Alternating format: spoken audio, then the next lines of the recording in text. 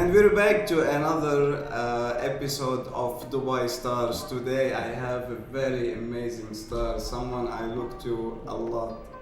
Arash Zad. Arash Zad is a real estate lawyer that has been doing this for the past 18 years, and I call them the man of the impossible missions. Hi Arash, thank you for coming. Hi Anthony, thank you for having me.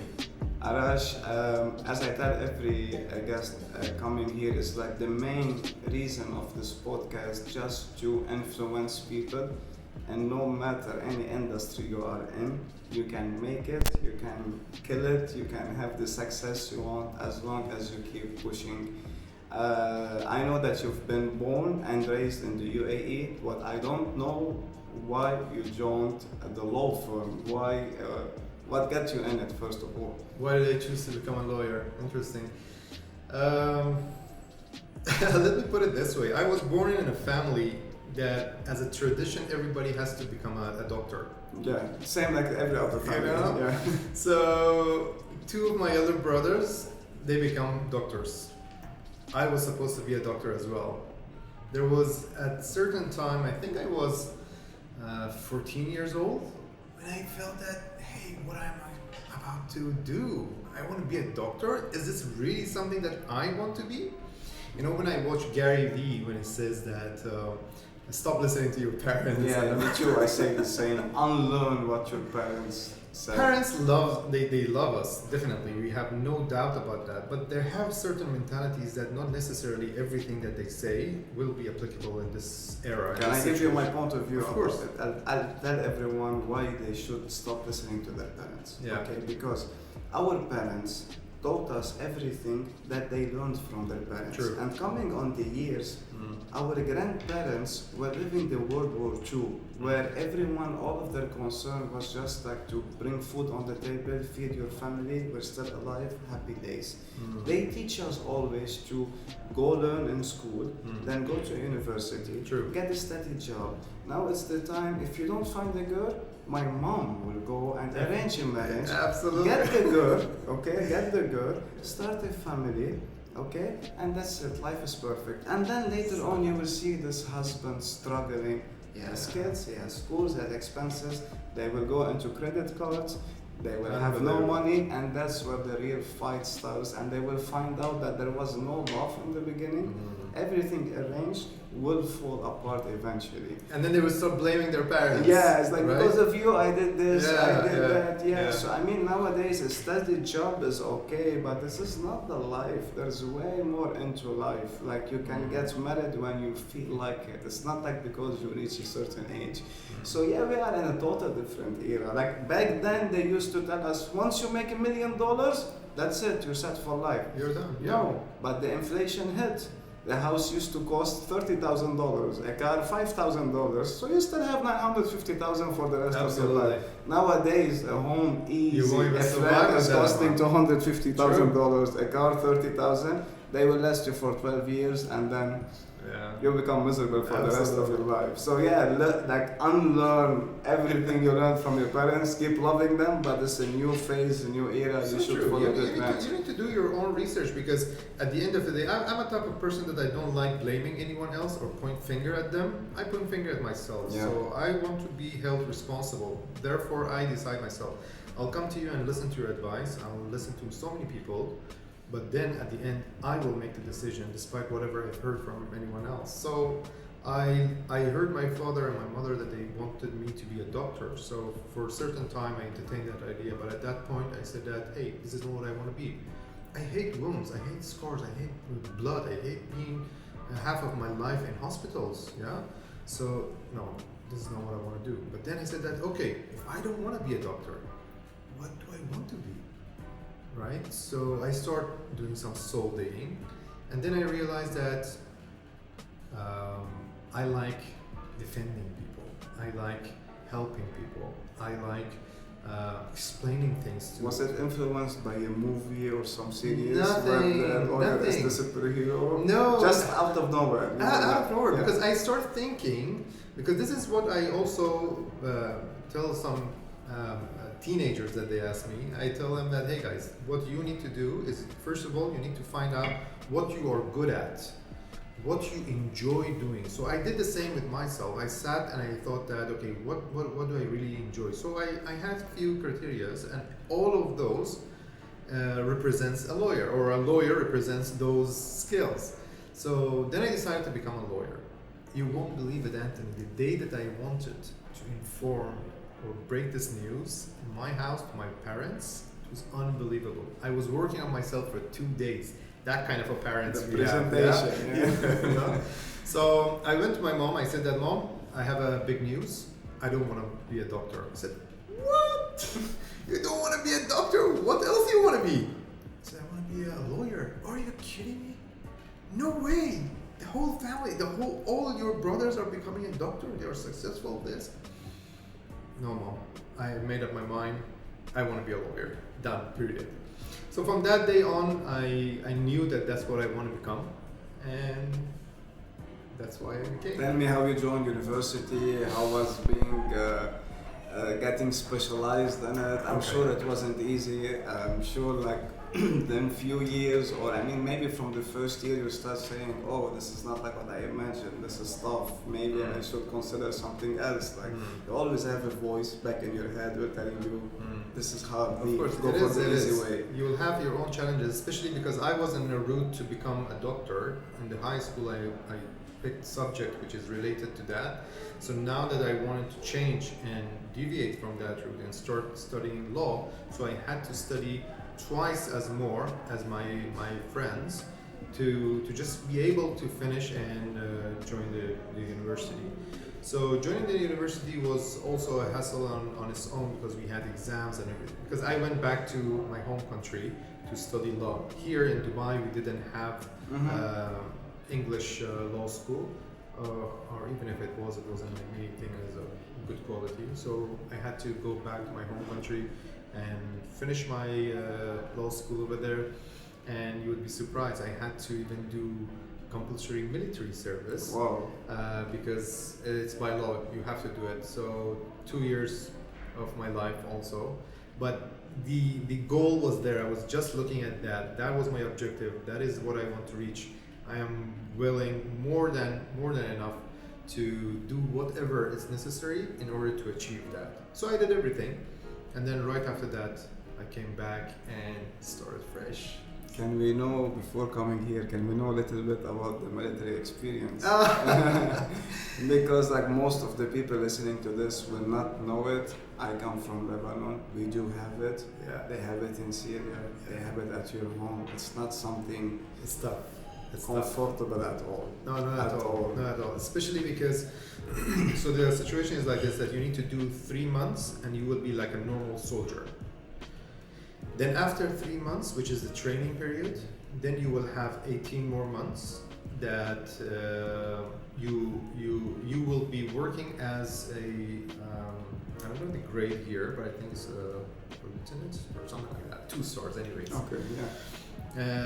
But because I graduated from law school, so they hired me in the martial court. So we were attending the martial court, so it was kind of an experience as well. I learned how, the courts work over there, and the experienced lawyer, how they represent in that situation.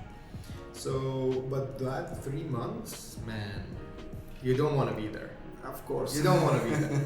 I remember it was winter when we joined.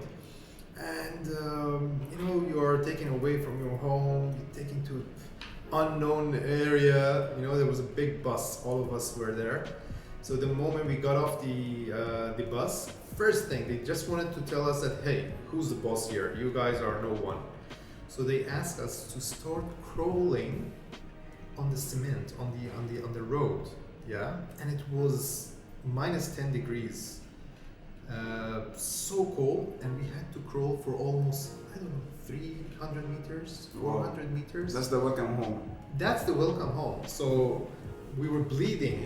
Yeah. Our boots, like the leather boots, was already damaged. It was tough. But I mean, this maybe was like shaping you on how life will be looking like, because people think once you graduate from school or university, you finished everything, now go to life. No, life is not like as easy as people think about. So jumping from the military, you got 4 or 5 years for you to graduate. Yeah, almost 5 years. 5 years, Yeah. and then you came back to UAE, right? Right. Okay, you came to UAE, you have your degree, fresh, excited, the sky is the limit. True. I'm sure there was 15, 20 directions. Mhm. Which direction you picked? Well, I had this idea that the moment I come back, all the law firms are waiting for me. You know, welcome Arash. You know, we have a position for you ready. You just need to jump on the ship. So it was like that. I was not able to find a job in a law firm. It was quite disappointing, and but then I realized that hey, still young, right? So I have to start from somewhere. And then I have to gain experience, because the reason that they were not hiring me, they were looking for people with more experience in UAE with UAE law. So my experience was only from the university and things that I have been taught in my own country. So I realized that no, it doesn't work like that. So I have to start looking for companies and work as an in-house. I was lucky enough to be offered a position in my field in an insurance company in Dubai. So that was a good opportunity for me to learn. So what happened is that I entered as a in-house lawyer, but then very soon I realized that they are relying on me for even more responsibility, which is not even related to my profession as a lawyer. It was more of a managerial skills. So that was a good opportunity as well, because I learned how to lead and how to manage people in a team. It was a small team, but yet it was a good experience for me as a young person who just graduated from university to learn. So you can imagine, you know, you have to learn yourself, and then you need to act as a manager To manage people. to manage It's your a total different teams. ballgame. Like, even in our industry, lots of people, they were like, I'm an amazing salesperson, I'm gonna start my own company. No. Managing people is something Whole different you level. can sell the word, but to manage people, keep them like motivated, do Yeah. this, do that, the patience you have to put in, Yeah. it's a really tough job. So I did that, but I had in mind that as soon as I can apply for a job in a law firm, that's the destination, that's where I have to be. So while I was working there and gaining experience, I was applying for another job in a law firm. And thankfully I was able to find a job with a very, very reputable law firm in Dubai that they had small group of clients, but all elite type of clients they had, representing ministers, sheikhs, and high net worth individuals. When I joined there, it was interesting. There were two group of lawyers, Westerns and Arabs. Arabs couldn't speak English, Westerns couldn't speak Arabic. I was the only person who was able to communicate in both languages. So imagine, such a big law firm, they all needed me. Just to, you know, I was the link in between these two You were the groups, plus, you like, know? Yeah. So language is something that you would really benefit from. And then, so there were senior lawyers who were teaching me stuff because they knew that they need me at one point. So they wanted to kind of be friend with me in order to accomplish what they had in mind. But I didn't mind. I was helping everyone, yet I was thinking to grow, learn, and then jump even higher from the position that I was. So it was a good experience back there. Do you remember the first case that you took? So being a junior lawyer, I was not able to handle cases on my own. I was assisting other senior lawyers, but I would clearly tell you that yes, I do remember it was a commercial dispute. The client was an Indian gentleman, very, very successful in business. We helped them with their commercial case, and we won. That's great. Now I want to know about the first case that you took and you lost. Okay. See, losing a case is something that you can never refrain from. I have a policy. I never take on cases that I feel that the chances of winning is quite low. The reason that I don't do this are few things. Number one, I don't want to be known for a lawyer who lost a case. And number two is that I feel it's unfair for clients to promise them that you will win the case for the mere fact or the intention that I just want to take that case and benefit financially from it. So what I do, I always explain exactly and honestly that what are the chances of you winning your case. If I don't see a high chance, I will not represent that client. Still, when you feel that your case is a winning case, everything is indicating there is no guarantee that you will win your case. Exactly, but I mean, I'm asking you about the first case that you lost. Why? Because I am a firm believer that when we lose, we will feel down the same day or after, but our brains always give us ways to overcome it, learn from what we have done as a mistake or what we have done, we can have prevent what we have done to become better. So that's the only reason why I'm asking you about it. If you remember it from that day, what did you feel? You will never forget if the you hurt. slept or not, Yeah. you know, how was that night? And the next day, did you feel like you want to go back to work? You felt embarrassed coming to your firm, and how did you overcome all of this stuff? Okay, maybe you don't expect this answer, but the case that I lost, it was a whole different type of a case. The case was a winning case. I would never forget that. And we represented the client in the best possible way. Why did we lose the case? Judge decided to appoint an expert in that area, in that matter, because they felt that an expertise opinion is required. So the expert was appointed. We attended so many meetings with this expert. Everything seems to be very clear in our favor. And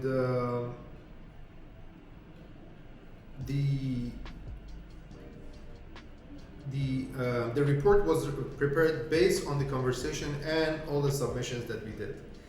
Anthony, the report was so much in our favor, to the extent that I was making the joke that if I sat and wrote that report in favor of my client, I wouldn't be able to write as such as the expert wrote. So I was super happy.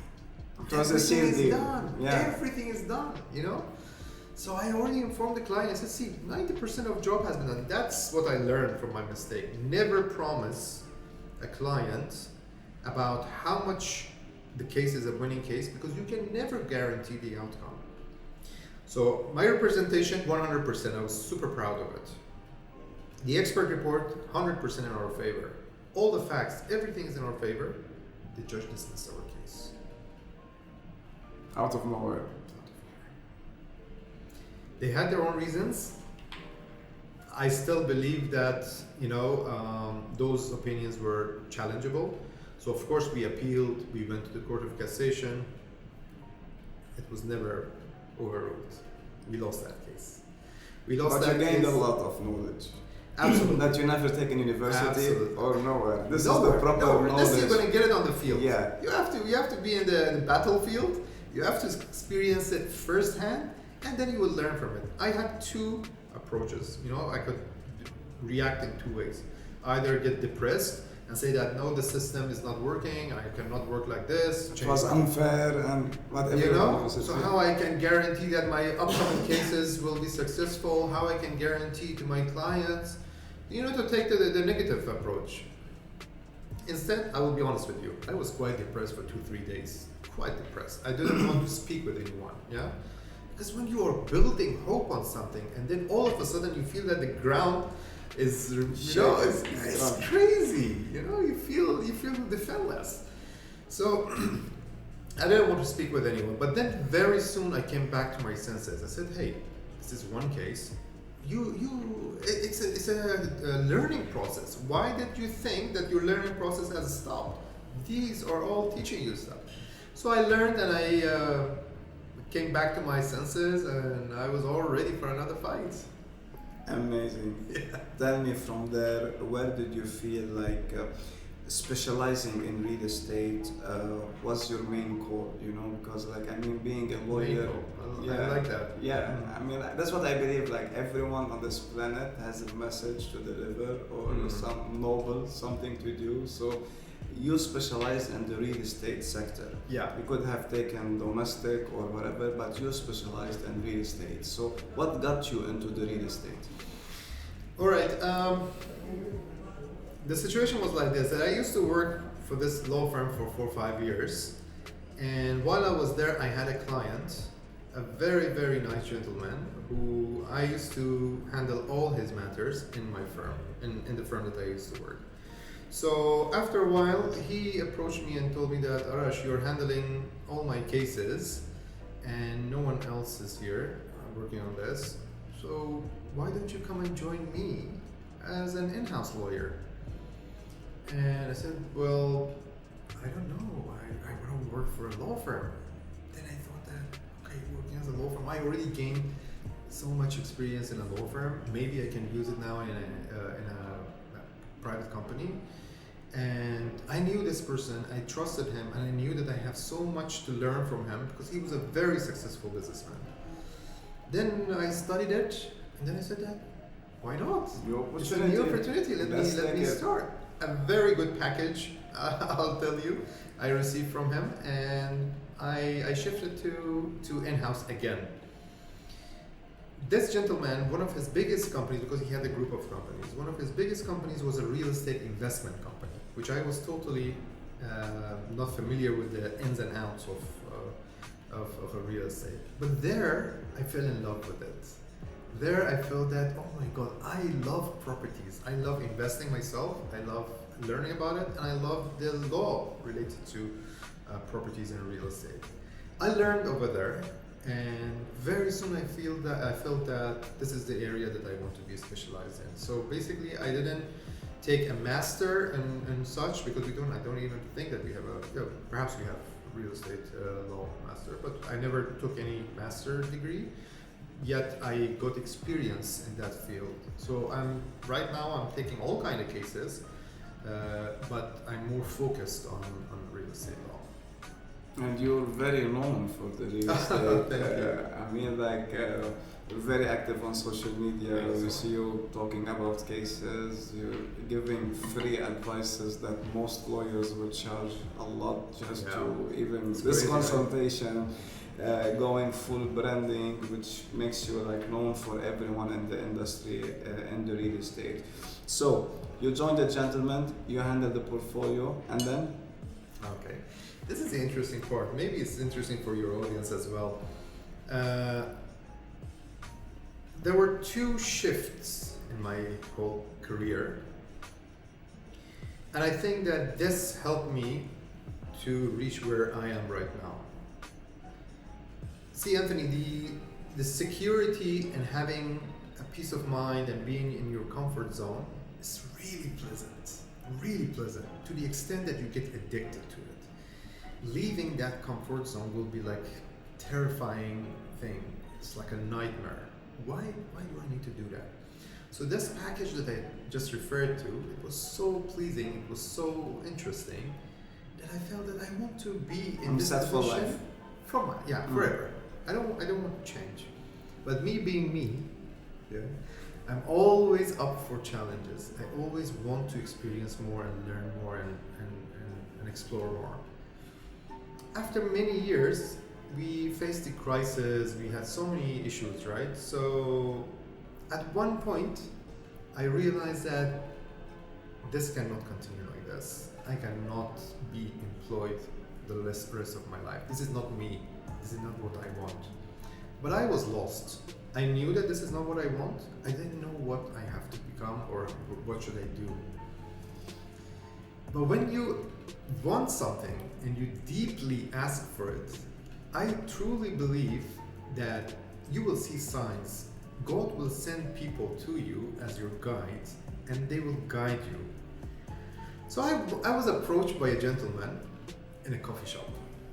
He called me up, he said that, Arash, I want to meet with you. The person that I knew of. And later on, turned out that person to be a crook, a scammer, part of a bigger band who was planning to scam me as well. So he came and he met with me. We had a full-on conversation. Very soon I realized that was the story behind it. But even your enemy sometimes can teach you something useful. This person introduced me to motivational speakers. Okay. Anthony, you might be surprised, but at that point, I never knew what is motivational speaker. I never searched on YouTube or seen any videos as such. Yeah? But then he told me that go home and listen to this guy, Les Brown. I don't know if you know him. Of course, Yeah? he's one of the who started all of this. Yeah, exactly. He was in Dubai even like He few was. months back. Yeah. So he told me to go and watch this video on YouTube. I said, all right. I never forget. I went to Turkey. There was a business trip. We were buying a full tower in one of these new projects in Turkey. So I was sitting in the hotel. So I was drafting contracts the whole day, negotiation meetings, etc. And at night I sit and draft till morning, and then again go for another meeting. All of a sudden I remembered this guy, and I remembered the link that he sent me. I started watching that. Anthony, I was on fire. Yeah, I was on fire. I was fired up with that because it was saying exactly what I needed to hear at that point. That you need to be hungry. That was the title. You need to be hungry. That was the call that reminded me of who I want to be and what I want to become, and this is not where I need to be. I cannot be an employee anymore. That night changed my life. That night I made my decision that as soon as possible I will leave this company and I will start something that I can be like self-employed. So this change happened in the worst scenario that you can imagine. It made you remember when you had to come to your mom and say, I'm gonna be a doctor. Oh. It had the same feeling when you're gonna come to this gentleman and tell him, we go way back, but it's about time for you to move on. Let me put it I think this it's way. hard, Let me put it this way. It was very hard, but the decision itself for me to let go of this dream job, let go of this comfort zone, that was much harder than that confrontation.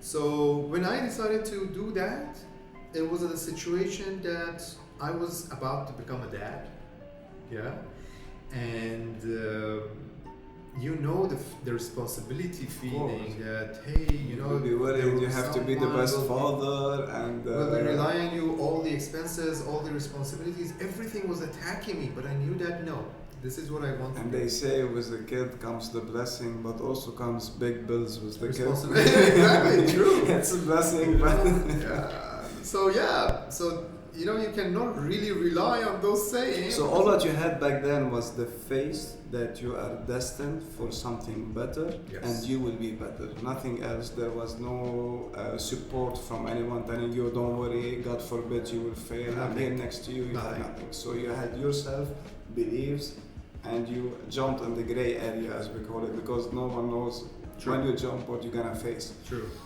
And I'm a type of person that I don't like asking help, financial help especially. I never went to ask my family to support me financially. When I came to Dubai, Anthony, I had to rent an apartment in Ajman, smallest apartment that you can ever imagine. How small? It was smaller than mine. Mine was 300 square feet. I don't know if you can beat that. No. Yeah, here you go. I think it was a bit larger. Yeah. But I couldn't even afford to buy all the kitchen appliances that I needed to start with. I didn't have a cooker, so I had to work for 1 full month, get my paycheck, and then buy a cooker for my apartment. So I started like that, but I could easily see that I have to progress from this lifestyle, but I had patience. I worked and I worked and I worked, and then I moved on. The second jump or shift, the way they call it, is when I got introduced to social media. And I owe this to a good friend of mine, Spencer Lodge. Shout out to Spencer Lodge. He rocks. So he told me that, Arash, you have to be on social media. You have so much to offer. Why you're not there even by now? I was And not he knows comfortable. how to press your button. You say, do you have any case back home? Are you So wanted? true, He yeah, knows yeah, how yeah, to yeah, push you in a exactly. very nice way. And then you actually. would see him. You would see him how active he is, how busy he is. Yet he is super active on social media. And then I saw an opportunity that, okay, this social media can grant me with what I had in mind. Because don't forget that I became a lawyer in order to help people. So I felt that at this point I can use social media in order to give back to the society, to share some knowledge with people free of charge, just to help them as much as I can. And meet people. We met through social media. So, We yeah, never saw each yeah, other maybe true. until last year that It we met creates the first time. opportunities. Exactly. It creates huge opportunities for me. It created. But at least we can say it connects you to the like-minded people. It filters the way. It's like someone is interesting, I'll follow him, I'll grab his content, and vice versa. Yeah. You know? And you learn a lot from it, Andre. course. So when you are putting yourself out there, exposed to different opportunities, people will approach you. You would see new faces. You learn from new people. So I sat with you. We do this podcast, and I learned so much from you. You know, you hear some of my experiences. Perhaps you would learn a thing or two. Of course, you know? and there's always a brain openers to ideas, you know, and not to mention the influence we just got from you, especially the army story. Yeah. Like for me, this was like, wow, coming here, stranger, you know. I remember when I came here myself thinking I own the world, and I found out myself very small in this world. So, yeah. I mean, like you have an amazing story. That's how you know you should visualize it. This is my bottom line. You know, you have to visualize. You know, to see yourself in what you want to become, and then just work as hard as you can to reach there. Amazing. Now let's get into technicalities, where we know like most of the cases that you will be handling, it's not gonna be between a tenant and the landlord failing to do payment. I think most major is like issues between buyers and developers, and they reach a point where they cannot settle or discuss it, so they had to go lawyer. So can I know what are the common issues between developers and buyers? Yeah, there are plenty, but the two main matters they can raise here is the first one is discrepancy. So they promise to deliver something and then something else will be delivered, or the specification will differ from what they have mentioned in their contract. So up to a certain level, it's allowed by law. Yeah, but if it's a major one, then it will raise so many questions. Let us give a case. Let's say a developer sold me a unit for 1200 square feet, and by the time of the handover, this unit is 1000 square feet. Second case, they sold me a unit that's supposedly overlooking the beach, and now it's overlooking the community. As a buyer, that I have signed willingly the SPA, what can I do in this case? So there are a couple of options that you have here. So obviously in the first scenario, you have a clear ground for asking termination, because it's a significant change in the area. It gives you the chance to ask for termination and full refund of your money. However, there are investors that they decide to ask for compensation instead. They will tell me, no, I have no problems. I'm okay with 1,000. In fact, it will limit my investment, and I'm happy to have it. Yet, I want compensation for this because I clearly purchased what you said, 2,000 something, Yeah. and I received 1,000. And what can be the compensation that a person can ask for? Would they want like a big refund on that area, or they will can say, I want to stay in this flat without paying service charges for the rest of my life? Like what kind of It depends compensation? on the negotiation that they can do with the developer, how flexible the developer is. But mainly what I have seen is that they will ask for the price difference. Okay. Because if you are buying as per square foot, you can calculate how much is the difference, and then normally you should even add to that as an interest and give it to the buyer. So they reach around a figure, and then they will take that money and they own it, or perhaps they will deduct it from the last payment, Yeah. or from their service charges, etc. The other scenario that I can describe here, aside from the discrepancies, is delay in handover. Now, due to the pandemic, it's happening a lot because they're not able to complete it as fast as they should. But there were plenty of other cases that we had before that some of the developers didn't finish the construction work on. So we know in UAE by law a developer is allowed to delay up to 1 year maximum. So It's if not he- by law, but it's allowed. It's the common. So there is, You will see it on yes. the SPA saying Yes. like he can delay by up to 1 year and the buyer cannot file a case. Correct. What will happen if it's delayed by 18 months?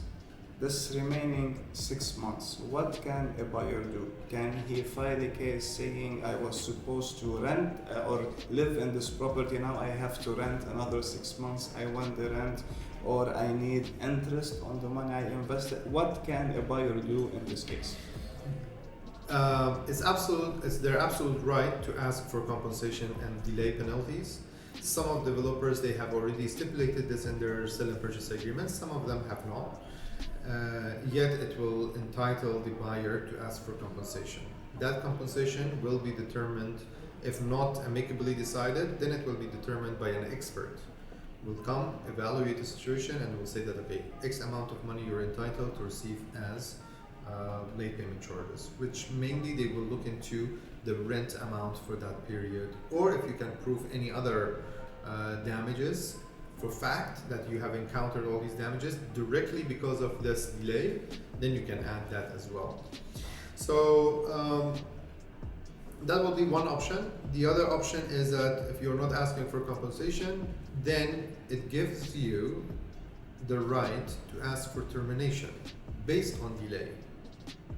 So if the anticipated completion date has passed, the grace period that you refer Which to is has 1 year. passed. Okay, some developers they even add more. You know, they sneak these clauses. But then when that grace period has passed, immediately you can serve notice in most cases. And after the serving the notice, if they haven't handed over the property to you, it gives you the ground to file a legal pursuit against the developer and ask for termination and full refund of your money. We are seeing also different cases, you know, like the post-handover payment plans Yes. were probably introduced in 2018. Before it used to be 40-60, 50-50, the payment plan. And then a buyer gets a property and for any reason he wants to resell this property. What's happening for the next buyer that he cannot inherit the same existing payment plan that was offered for the initial buyer. Me personally, I don't see the logic behind it because this developer is getting his money. But in case the buyer wasn't informed by this, the main answer will be like you should have went to your SPA clause by clause and it's your fault, or there is something that the existing buyer can do about it. Yeah, I had a video about that as well. The situation is like this, that you cannot expect the second buyer to inherit the same terms and clauses of your SPA automatically. Although common sense says that you should be allowed because you are buying something, same scenario, same circumstances, you're selling it to someone else. Just switching names. That that's person it. should have the same SPA. However, in many situations we have seen that developers, they are putting a clause in their agreement precisely addressing this point, that if you are selling to a third party, that third party, there is absolutely no guarantee that we're going to give them the same terms and conditions. They might even change other terms of the agreement. So you have no right to object, you have no claims, and you're already waiving all those rights. So the moment you sign your own SPA to purchase it, you're already waiving your right to object if your second buyer will not receive So it. there's no case No. in here, no need not at even all. to... No, because the buyer, as you mentioned, has the right to read this. They're not forcing you to purchase this. Just read your agreement. You're happy with the terms, you sign, you purchase. You're not. But some of them are 256 pages. It's like the terms and condition on every application where we scroll down, click, Anthony, that's where we come into the picture. I mean, like, I am the type of person, even, I'm sorry, the SPA of 5 pages, I don't look at it. No one reads it. No one Honestly reads it. speaking, because I feel like they make it this way for you not to read it. Just the money, let me sign, give me my title deed, thank This you. is lawyer's job, Anthony. I even read the terms and conditions of an application that I'm downloading on my phone. Wow. I sit and read that terms and conditions. Wow. Not that I can Takes do anything patience, about it. yeah. Not that I can do anything about it, but I like doing that. That's what I do for my clients. I have so many real estate investors that they don't even bother reading the agreement at all. They just send it to me immediately. I read it. I give them the go ahead. They just sign it. You know, so because they know that even if they read it, there might be so many clauses that they won't even know that how they drafted it in a way that perhaps there would be something against them. Honestly speaking, I got to know now every developer's SPA Yeah. in 2020 because of COVID, because most of the buyers who invested, unfortunately, they had cases. Some got terminated, some stayed in the job but with a fraction of the salary. Some really didn't know where he's heading, so they were all sending me the SPAs and telling me what can we do, how can we defer payments. So knowing Dubai are always generous. Lots of developers, they deferred payment for 3 months, some of them for 6 months. But something happened, and until now, I'm sure no one in the city understood it. And please help us understand this idea. We all know the term force majeure. Yes. Okay, when something happened out of the hand of everyone. Mm-hmm. Okay. The pandemic usually is considered as a force majeure because no one have even anticipated or see it coming. In some SPAs, we see that it mentions in case of force majeure, a developer has to delay by a year or so without even having to notify the buyer, which is okay, is acceptable. But what most of them are not understanding, even myself, since you're delaying for 3 months or 6 months or a year, why you are calling the people claiming installments if you're not doing the work? You're not doing the work because the city got locked, no one can move, no labors, no one, we understand it. But if you're saying this is a force majeure and I'm gonna delay you by 1 year extra, why you're calling me asking me for payments where I don't see construction coming? Very good point. See, the force majeure is something that predicted by law, and most of the agreements already has that article.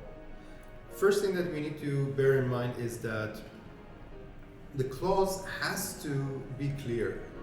So it's not like the moment we say force majeure, finish. We can relate everything to this clause. No, the clause has to be drafted in a way that actually explains and covers all these matters.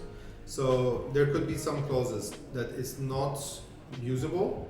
Some clauses is pretty much clear and we can use it in case of our clients. So that's number one that we need to first make sure of. Then you're saying that the developer is using this force majeure clause. Anthony, the construction period, it's a lengthy period. We are talking about many years. The pandemic happened recently, and it's for sure the lockdown, the actual lockdown. 2 months, It was or less. Less than 2 months. Yeah. Yeah. But let's say that the extreme time was 2 months, that basically everybody was like struggling. Yeah.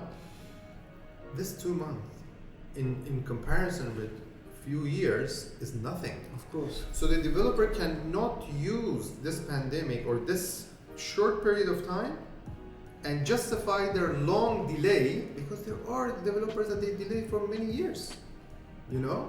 So they cannot come and say that, no, we have force majeure, we have pandemic, therefore we are not, in a situation to hand over, or we should not be penalized or whatsoever. No, that cannot be justifiable. And I'm sure that we will see soon many more judgments issued that will reject this kind of claim if it's related only to this period.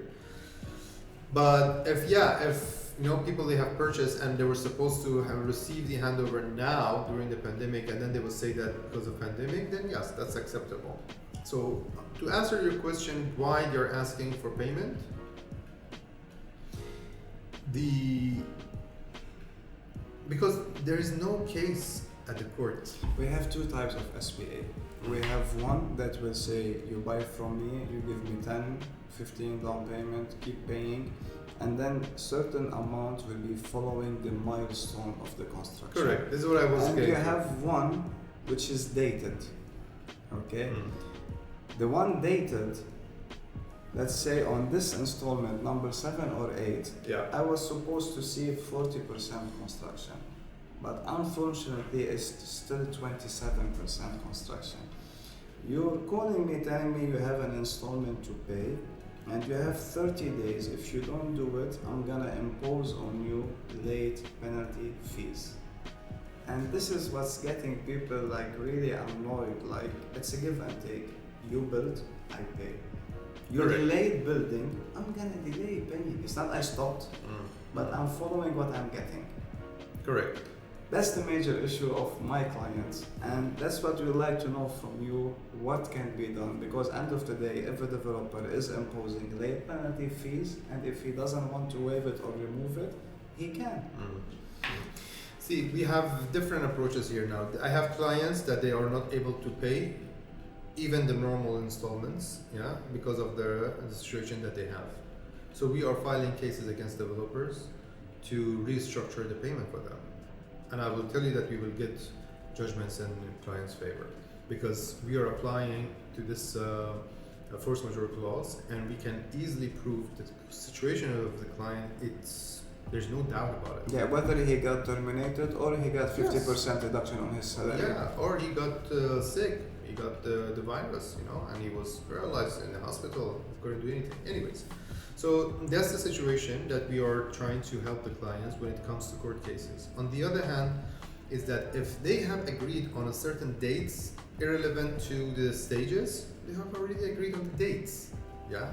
But if it's related to the construction stages, it doesn't give the developer the right to ask for their end of the bargain, for the client's end of the bargain, yet they are failing in delivering that stage. This is where the land department should come in the picture. This is where the land department should not entertain the idea of forcing this payment request unless if they actually deliver, because they are the only party who is supervising on the progress. They know exactly where they have reached, therefore they will allow them that, okay, now you're reached to this level, you're entitled to ask for more money as per the contract. So the money goes to the escrow account where again the land department is sitting on top of it, right? So this is where the land department should, and I think that more or less there are developers, if they are pushing on the payments, it's not backed up by land department. They're doing it in a rogue way. Yeah, they're asking, Sending emails, reminder, SMS. They would try to get money, and they would try to say that if you don't pay, we will charge you penalties. But of course, if it comes to that point, clients can always complain. Object about it, and they can take it like to the court. Yeah, because you're forcing them to pay. and they have a very good chance of winning it. Who? The client. The client. The client, because see, if In case of a milestone, not the date. yes, In because case they of- haven't delivered, they are forcing you to pay. Mhm. You haven't paid based on this objection, because don't forget that when you receive a notice from land department, what does it say? You, as per the contract, you are supposed to make this payment. You have 30 days to send us your objection and the reason that you have not paid. It means that they are keeping the room for you to explain that, hey, they haven't delivered, why should I pay? And lots of Right? buyers don't know this. Like, you have rights in here. You have a government, you have a Dubai Land Department, you have amazing stars such as Arash to thank you help so you much. on this stuff. I mean, like, I hear that a lot, like telling me, who am I to find a giant developer like that? And this is a very wrong mentality. That's the city of flows where they started an escrow account to make you safe investing in Dubai. Everything is documented. Everything in here happens. That securing the buyer, making sure he's getting what he invested for, getting the returns, at least what he's looking for, and making sure that the sales transaction, whether it's done physically or online remotely, is valid and it cannot be So true. voided in this way. Guide me now through the tenants, because now tenants mostly are having issues. Mostly they're getting, as we said, terminated or getting reduction on their salaries. And we have seen multiple changes in the laws in the last few months. Like nowadays, I'm giving for myself an example. I'm a tenant, I rented a property, I got terminated yesterday. I don't have any other income. I have already given checks for the landlord and the security deposit. I do have a proof of termination. What can I do?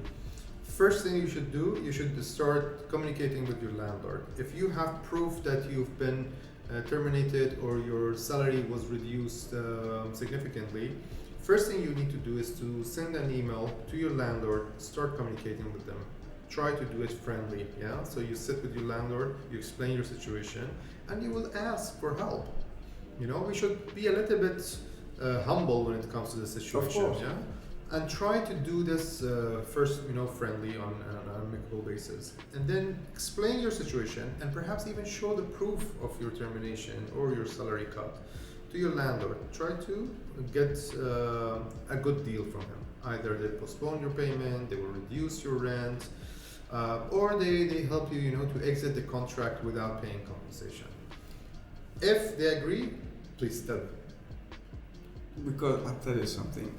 Unfortunately, it's not like the landlords they are bad people or they just care about. They the have money. mortgage to pay. Thank you. You know? Most of them Of course. they have bought the property waiting for the renter to come to pay the mortgage. Right. If the landlord is not okay by waiving you the money or by giving you a discount, can he tell you, I want to terminate this tenancy immediately, or you have a week to vacate the unit?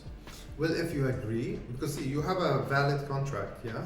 So no one can force you out of the apartment.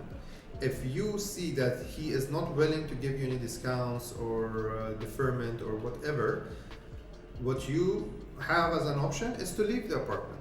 Finish. And get your checks back without Yeah. trying to So cash it. And If the landlord is saying so, that he will give you back your checks and terminate, finish. You end your contract and then you will exit. But make sure that everything is documented in writing. Yeah.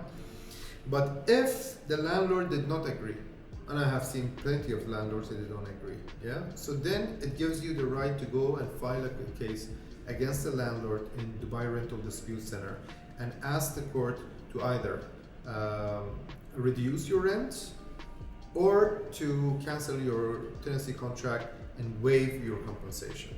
I think like filing a case to terminate the contract is more fair than filing a case on a landlord forcing him to drop the rent. Because end of the day, it's all about the person. I know landlords that they said, stay 3 months for free. Let's see what's gonna happen to you. I say some people said, defer your payments. Me, myself, with my tenants, I said, you know what? Now we just have to worry about you and your family to stay safe. I'm gonna defer it for you for 3 months. After 3 months, we see the situation, and these amounts we can add it as a bit of payment plan till end of the year. So all of us, we can be happy in this situation. Of course, you give minor discounts, but end of the day, you know that's been a loyal tenant for you for the past 4 or 5 years. They've never faulted a payment or a check, so it's about this one. I'm just talking in this case because these investors, mainly they don't live in Dubai, they are outside, they don't know the tenant, they don't know the practice. All the connection was between the two is one agent, and maybe this agent disappeared. Yeah. So for a total stranger as a tenant to contact, let's say John or Khaled or whoever he is, by email telling him, hey, I'm your tenant, that's happened to me. It's not like people knowing each other for years. So what they can do, as you said, either they will terminate the contract immediately, or they will try to force the landlord to reduce the price. So when we say reduce it, it's mainly in the situation that the rent is quite high. It's absolutely higher than the market value. Yeah. So in those situations, definitely, or I will never say definitely, but most probably the judge will rule in their favor and will reduce it, because don't forget that there are tenants that they don't want to move. I've heard that there was a survey going on during the pandemic, and they asked tenants whether they'd like to move between houses or stay in the same house and try to negotiate. 70% of people, they voted that they want to stay. So the intention is not moving out. The intention is to staying. So So no one wanted to go do grocery back then, You know? How about moving house and movers coming and Yeah. doing this stuff? yeah, so they would prefer to stay. So this is a point that I when I sit with landlords, I tell them, guys, you need to understand this. The tenant wants to stay. They don't want to move out. And you consider the situation. If say they left, how long is it going to take you to find a To new get a tenant? new one, exactly. And how long your house will be empty? No ROI on your investment. Think about that before you act so tough on your landlord. So not all of them act like you. They are not all of them that they try to understand the tenant situation. Also, they look at their own. I was very surprised, Arash. Yeah. The people who I thought they are tough, they were the nicest people. And the people who thought they are kind landlords were the, let's say, most strict. Let's keep it to most strict. They were like, no, this is not my concern. Wow. Like, even I remember a case where I had a girl. She's 26 years old, no job at all because she was working in the nightlife business of the clubs and everything was shut. So zero income, zero saving, zero everything. And he called her, he was like, this is not my business. You have 5 days to leave the house. And she called me and she was like, do you know any shelters in here or basements? my I sleep. God. So I called them, I'm like, my dear, consider this as your daughter or as a sister in a total stranger country that she has no one to help her. Would you accept she will be treated this way? And his main answer was like, that's why I work hard to make sure my daughters have their own home. Oh my God. And this I was like super surprised because I thought he's one of the sweetest person, and then we helped the girl to stay in hotel apartment for a month, until she found she could have moved with a friend, and she did what she had to do. So this was I was telling you, this we have time everywhere. showed us really like who are the reliable people on tough situation and who are the people who are just into business without having any emotions. End of the day, we're not here to judge. Everyone has his own conscience, his own vision. Arash, this was extremely amazing. Thank you so much. We could have talked for 6 hours, getting to laws, getting in your life, but we have a limited time doing Thank you this so podcast. much. Appreciate that. For everyone listening, feel free to reach Arash on Instagram, LinkedIn, Facebook. And now on TikTok. On TikTok, also he's doing his stuff by the name of Arash Zad. He's always available, very active person, and I'm sure he will be more than happy to answer all of your questions. Sure. Thank you, Arash, for coming. Thank you. My See you pleasure. all the next week. Thank you. Thanks.